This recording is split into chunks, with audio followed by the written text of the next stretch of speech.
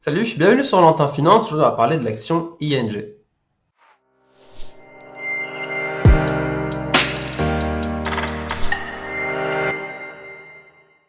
Alors, l'action ING est une action qui n'est pas très connue du grand public.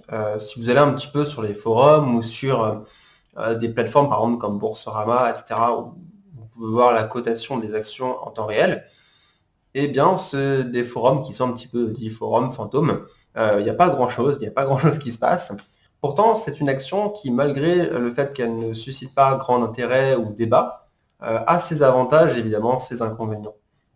Alors, ING, qu'est-ce que c'est pour ceux qui vivent dans une grotte? ING, c'est une banque en ligne qui date de quasiment une vingtaine d'années, donc ils sont vraiment très très précurseurs dans le domaine des banques en ligne. Et c'est uniquement une banque en ligne. Donc ça, c'est un gros avantage qu'on verra par la suite. Donc, je répète, je recentre un petit peu tout ça. ING, c'est une action du secteur financier et plus particulièrement du secteur bancaire où s'exercent différentes activités comme les banques de détail, les banques d'investissement, voire la gestion d'actifs. Alors, les avantages d'ING, eh bien tout d'abord, c'est une grosse banque européenne. Donc, elle fait partie quand même des banques qu'on peut appeler des banques systémiques. Et malgré le fait qu'elle ne soit pas vraiment bien connue du grand public en termes d'actions sur le marché financier, c'est une grosse banque. Si vous regardez la capitalisation, c'est la même capitalisation que la banque Crédit Agricole, par exemple, au moment où je vous parle. D'ailleurs, par exemple, ING est même plus gros, quasiment 2 fois plus gros que Société Générale au moment où je vous parle, évidemment. C'est toujours en remettre au moment de la cotation. Alors ING, évidemment, en tant que banque en ligne, elle a un avantage qui est massif par rapport aux autres, c'est les marges d'exploitation. ING est une des banques européennes qui fait les plus grosses marges. On pourrait croire que c'est une banque américaine carrément, tellement elle fait des marges importantes. C'est une banque qui dégage beaucoup de cash. Ça, c'est vraiment quelque chose qui est très intéressant dans le secteur financier, puisque c'est ce qu'on recherche, c'est des marges d'exploitation élevées. Alors, vu que c'est une banque en ligne, eh bien, pas de coût dans la digitalisation, c'est-à-dire que les autres grosses banques qui ont des tonnes et des tonnes d'agences, donc des agences bancaires, vous pouvez venir rencontrer un conseiller, etc. Il faut payer la bâtisse, il faut payer les employés, etc. Ben, ING n'a pas tout ça. Donc, ça fait des économies monstres pour ING de ne pas avoir à gérer toutes ces agences et tout ce non-digital, ce travail tangible. Ensuite, eh bien, on a une vision un peu plus long terme sur ING, voire court-termiste, c'est-à-dire que les autres grosses banques qui vont devoir se digitaliser, eh bien, on ne connaît pas l'impact de cette digitalisation sur les revenus de la banque, sur ses marges, etc. On ne sait pas trop comment les banques vont gérer ça. ING est déjà digitalisé, on n'a pas besoin de se projeter et faire des scénarios un peu farfelus en disant qu'est-ce qui va se passer quand ils vont digitaliser, ils le sont déjà. Évidemment, étant une banque qui est avant-gardiste, depuis les années 2000, début 2000, vous avez quand même une banque digitale qui est en place, une banque entièrement en ligne. Ils sont aussi en avance sur les technologies blockchain.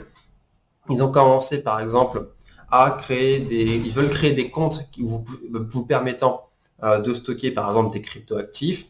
Ils veulent utiliser la technologie blockchain pour faciliter les échanges, les rendre plus sûrs, les rendre plus rapides. Vous pouvez, bon là, il y a beaucoup de banques, on peut faire ça, mais vous avez les paiements avec Apple Pay. Bon, sur ça, ils sont peut-être un petit peu en retard, mais on voit quand même que c'est une banque qui essaie d'être avant-gardiste et d'être la première sur la technologie et sur la digitalisation. On pourrait penser en tant que client, par exemple, que oui, le fait d'être digital, vous n'avez pas la relation avec votre conseiller. Bon, alors, on va pas se le cacher, la relation avec le conseiller bancaire, c'est jamais la meilleure des relations. Souvent, c'est une relation qui a un sens unique. C'est le banquier qui essaie de vous mettre des frais ou vous entuber un petit peu. En tout cas, moi, j'ai jamais eu de très bonne expérience avec les conseillers bancaires, à part quand vous voulez investir dans l'immobilier, ils sont un peu plus sympas.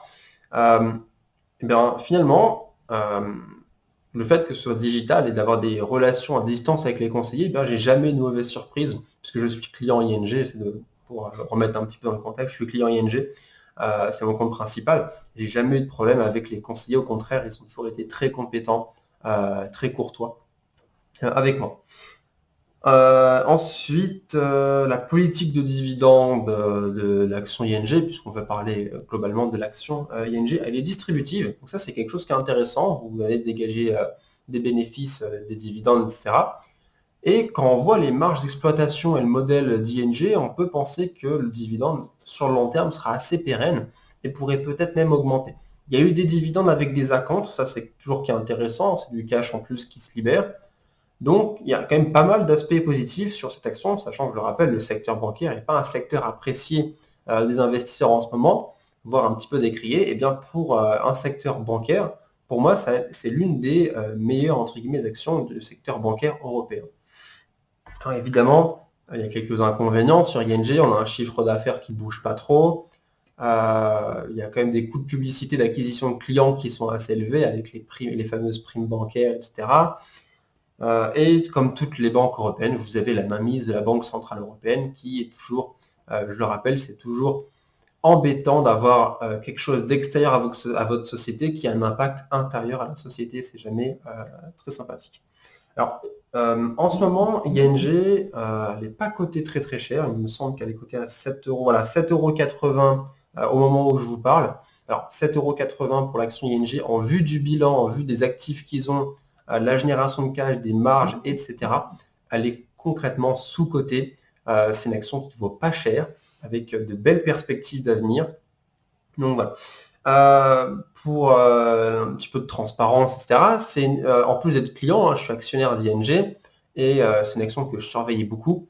Elle doit être quasiment peut-être la 4e position de mon portefeuille en termes de valorisation, avec un PRU qui est très très bas. J'ai dû d'être à 5 € et quelques. Donc voilà, c'est une action qui était très sous-évaluée à l'époque, qui maintenant, même le prix actuel, est toujours sous-évalué par rapport au bilan actuel. Après, dans 1 an, 2 ans, 3 ans, 4 ans, je ne sais pas en combien de temps vous regardez cette vidéo, mais en tout cas, à l'heure actuelle, c'est une action qui est extrêmement sous-cotée. Donc voilà, j'espère que cette vidéo vous a plu. Si vous êtes nouveau, n'hésitez pas à vous abonner et surtout, portez-vous bien.